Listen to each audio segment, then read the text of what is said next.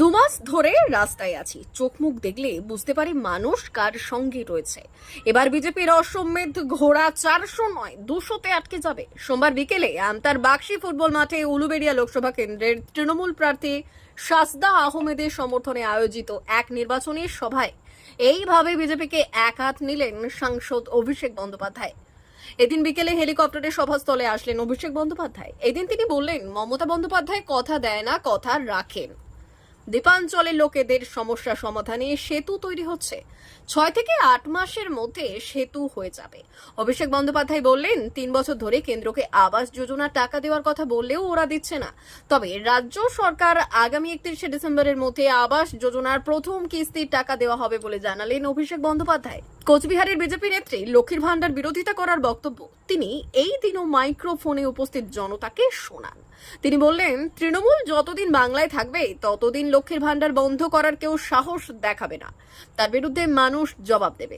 অভিষেক বন্দ্যোপাধ্যায় বললেন, নিজেদের অধিকারকে সামনে রেখে ভোট দেবেন, যাতে বিজেপি ভোট বাক্স খোলার দিনে পদ্ম ফুলের বদলে সর্ষে ফুল দেখে। এই দিনের এই জনসভায় উপস্থিত ছিলেন তৃণমূল প্রার্থী শাসদা আহমেদ, মন্ত্রী পুলক রায়, বিধায়ক বিদেশ বসু, বিধায়ক অরুণাভ সেন, বিধায়ক নির্মল মাঝি, বিধায়ক সুকান্ত পাল, বিধায়ক সমীর পাঁজা সহ অন্যান্যরা। এদিনের এই জনসভায় মানুষের উপস্থিতি ছিল চোখে পড়ার মতো। বাড়ির টাকা 2017-18 যে লিস্ট তৈরি হয়েছিল, 1 পয়সা বিজেপি সরকার বাংলায় হারার পর থেকে ছাড়েনি। বাড়ির ক্ষেত্রেও নিয়ম 60% টাকা দেবে কেন্দ্র, 40% টাকা দেবে রাজ্য।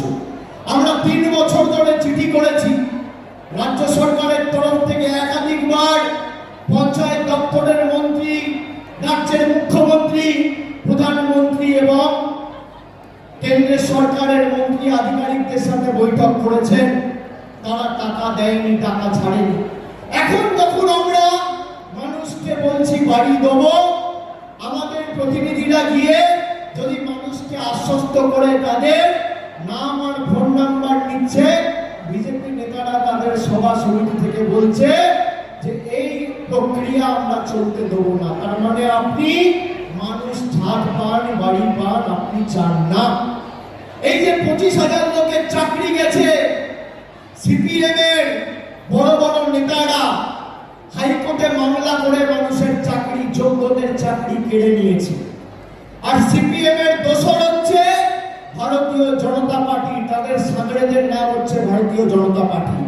একদিকে মমতা ব্যানার্জি সরকার চাকরি দিচ্ছে, আর একদিকে সিপিএম আর বিজেপি চাকরি খাচ্ছে। আমি আপনাদের বলছি, যারা যোগ্যরা, মেধাযুক্ত যারা চাকরি পেয়েছে, কেউ চিন্তা করবেন না, আমাদের সরকার, আমাদের দল আপনাদের পাশে থেকে কোমরে কোমর বেঁধে, কাঁধে কাঁধ রেখে লড়াই করবে, হাতে হাত রেখে লড়াই করবে। কারো চাকরি আমরা যেতে দেবো না। তার জন্য যা আইনি লড়াই আমরা চালাবো। এবং আমি আপনাদের কথা দিচ্ছি, আমাদের গ্যারেন্টি, বিজেপির নেতাদের যদি বুকের পাটা থাকে, আমার বিরুদ্ধে মামলা করে কোর্টে যাবে। আমি আপনাদের কথা দিচ্ছি, যারা বাড়ির আবেদন নিবেদন করেছে, আমাদের সরকার আগামী দিন এই উলুবেড়িয়া থেকে শাসদা আহমেদ জয়যুক্ত হওয়ার পরে তার হাত ধরে আগামী 31শে ডিসেম্বরের মধ্যে বাড়ির প্রথম কিস্তির টাকা কেন্দ্র সরকার না দিলেও তাদের অ্যাকাউন্টে পৌঁছে দেবে। আপনার ক্ষমতা থাকলে আপনি আটকে দেখান, আমরা দেবো আর আপনি আটকাবেন, আমরা দেবো আর আপনি আটকাবেন।